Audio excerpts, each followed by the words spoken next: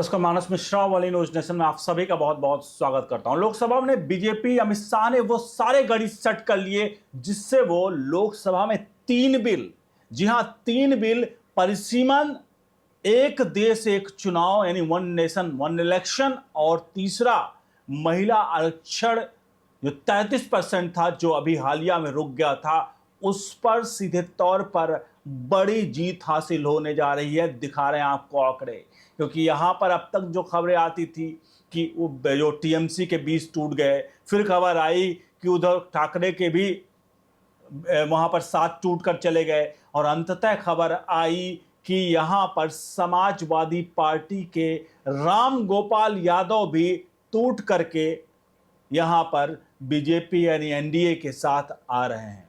हालांकि एनडी राम गोपाल यादव की जो चीजें हैं वो कहां से आई आपको दिखाएंगे, और ये आंकड़े जो सीधे तौर पर बीजेपी को केवल और केवल ये आंकड़ा नहीं है, ये बीजेपी के लिए 2029 में विपक्ष को पूरी तरह से खत्म करने का एक सबसे बड़ी, जिसे कहते हैं ना, सबसे बड़ी स्ट्रेटजी है, जिससे जो विरोधी दल हैं वो धराशायी हो जाएंगे।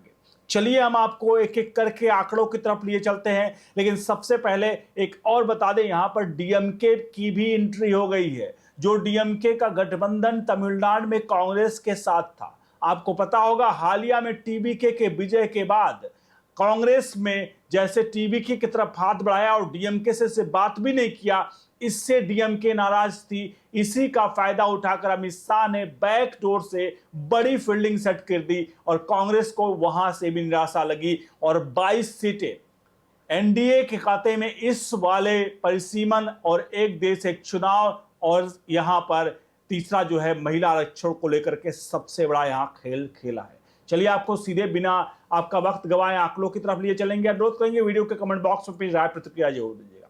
सबसे पहले हम आ जाते हैं राम गोपाल यादव की तरफ। ये राम गोपाल यादव की एक वीडियो जो वायरल हो रही है, हम आपको उसको संसद परिसर की है, जहां वो अमित शाह से मिल रहे हैं, और ये अभी की वीडियो नहीं है, वीडियो मतलब ये तस्वीरें जो है पुरानी है, लेकिन सुभाषपा के जो ओपी राजभर ने जो दावा किया, उस दावे की पुष्टि यहां पर ये तस्वीरें कर रही हैं। आपके सामने वो तस्वीरें नजर आ रही हैं। ये तस्वीरें संसद परिसर की हैं, जहां राम गोपाल यादव और अमित शाह को एक साथ देखा जा रहा है। ये दोनों बातचीत कर रहे होते हैं। राम गोपाल यादव अमित शाह की तरफ बढ़ते हैं, अमित शाह बातचीत करते हैं, और अचानक से हम बात के दौरान ही राम गोपाल यादव अपने जेब में हाथ डालते हैं, और जेब से हाथ निकालकर एक चिट्ठी, एक लेटर या एक कागज का टुकड़ा वो अमित शाह को सौंपते हैं, और अमित शाह उसको देखते हैं, और बातचीत इस दौरान चलती रहती है। और इस दौरान अमित शाह वो उसको हाथों में लेकर के हाथ को जोड़ते हुए यानी कि नमस्कार की मुद्रा में बात करते हुए आगे बढ़ जाते हैं। और उसके बाद उसी वक्त की एक तस्वीर और आपके सामने, जैसे सब कुछ होता है, पत्रकार पूछता है, ये उसी वक्त की तस्वीरें हैं और ये बात वार्तालाप है। पत्रकार पूछते हैं सामने की, क्या आपने दिया सर, यानी सर आपने क्या दिया। उसके बाद बगल में उनके देखिए यहां पर संजय राउत भी हैं, वहां पर संजय राउत भी पूछते हैं क्या संदेश दिया। इसके बाद यहां पर राम गोपाल यादव के शब्द क्या हैं, वो कहते हैं अब वो संदेश है, और उसके बाद वो बोलते हैं कोड वर्ड में है। यानी कि ये वार्तालाप, ये पूरा का पूरा जो वीडियो है, इसको इस घटनाक्रम से जोड़कर देखा जा रहा है कि अमित शाह के सांसदों की, मतलब जो है, जो समाजवादी पार्टी के सांसदों की कुछ लिस्ट या कुछ चीजें हैं जो यहां पर आदान प्रदान हुआ है। हालांकि जब उनसे पूछा गया, आप भी देखिए, जब उनसे पूछा गया तो वो कह रहे हैं कोड वर्ड्स में। अब क्या कोड वर्ड्स में था? अमित शाह चूंकि सुभाषपा के ओपी राजभर ने ऐसे टाइमिंग पर एक और बाउंसर माना है, जहां ये वीडियो अब वायरल होने लगी, और लोग इस वीडियो को इसी क्रम में जोड़ रहे हैं कि राम गोपाल यादव और अमित शाह की सेटिंग है, और आने वाले समय में एनडीए के लिए ये बड़ा खुशखबरी साबित होने वाला है। तो ये बड़ी तेजी से वायरल हो रही है चर्चा, और इस चर्चा के बीच में हम आपको लिए चलते हैं आंकड़ों की तरफ। आपके सामने आंकड़े देखिए, जो इसमें 360 से ऊपर का आंकड़ा कैसे बढ़ रहा है। देखिए एनडीए, आपको याद है, ये 293 सीट ऑलरेडी है।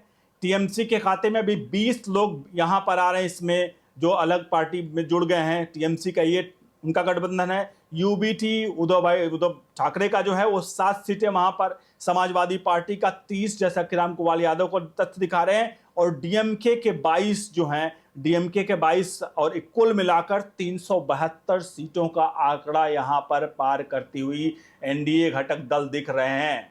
और ये 372 का आंकड़ा इसलिए भी ज्यादा महत्वपूर्ण हो गया है क्योंकि जो परिसीमन बिल है, जो अभी हालिया में अप्रैल के महीने में बिल गिरा था यानी पास नहीं हो पाया था, उसको लेकर के बीजेपी की सबसे बड़ी स्ट्रेटजी है। बीजेपी इसलिए खेल रही है, जरा देखिए परिसीमन बिल पास कराने के लिए कितना वोटों की आवश्यकता है, जरा देखिए आपके सामने है। देखिए 543 सदस्यीय कुल सदन में 2/3 बहुमत की आवश्यकता है। कुल सीटें 543 है, 2/3 बहुमत का आंकड़ा यहाँ पर 362 का है। ऊपर दिए गए दल का कुल योग बात करें तो 372 सीटों का आंकड़ा हो गया, यानी 2/3 बहुमत से 10 सीट अधिक यहां पर इस तरह के जो आंकड़े हो रहे हैं उससे बीजेपी यहां पर हासिल कर रही है। यानी बीजेपी का यहां पर 372 के आसपास का आंकड़ा है, लेकिन यह आंकड़ा अभी हाइपोथेटिकल है। यह आंकड़ा अभी ग्राउंड पर एक्चुअल तरीके से जिस दिन वोटिंग होगी उस वक्त देखने को नजर आएगा कि आखिरकार परिसीमन बिल और एक देश एक चुनाव और तीसरा महिला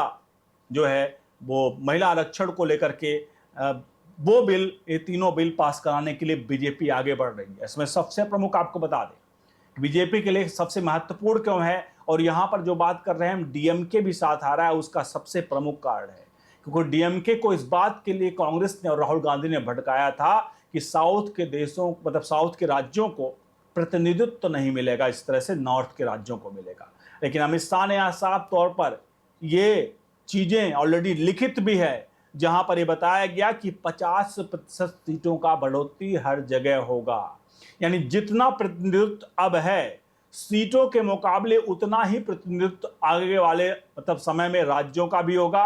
यानी साउथ के राज्य अगर कहीं 50 सीट है तो 75 हो जाएंगी, और नॉर्थ में भी अगर कहीं 50 सीट है तो 75 होंगी। वहां पर जनसंख्या के हिसाब से नहीं, परसेंटेज के हिसाब से सीधे बढ़ाया जाएगा, यानी सीटें 50% बढ़ाई जाएंगी हर जगह की। उदाहरण के तौर पे 80 सीटें अगर यूपी में है तो वहां बढ़कर 120 होंगी। अब इसमें 120 सीटें हो जाएंगी, यानी 50% ही बढ़ रहा है यहां पर आंकड़ा हर राज्य का, जिसको लेकर गलतफहमी थी और अमित शाह ने गलतफहमी संसद में भी दूर कर दी थी, इसका लिखित भी आ गया था। और अब डीएमके भी इस पर पूरी तरह से सबसे बड़ा मुख उसका यही था कि उसके राज्य का प्रतिनिधित्व घट जाएगा, लेकिन यहाँ राज्य का प्रतिनिधित्व नहीं घट रहा है।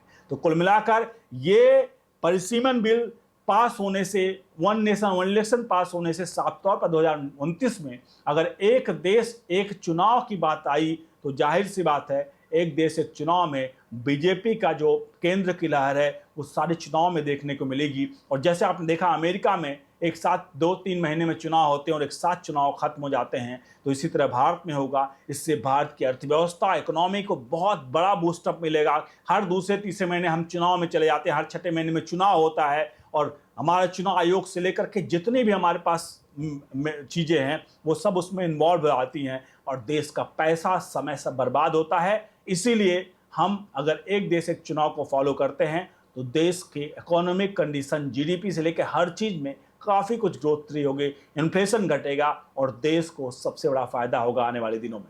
बहुत बहुत धन्यवाद।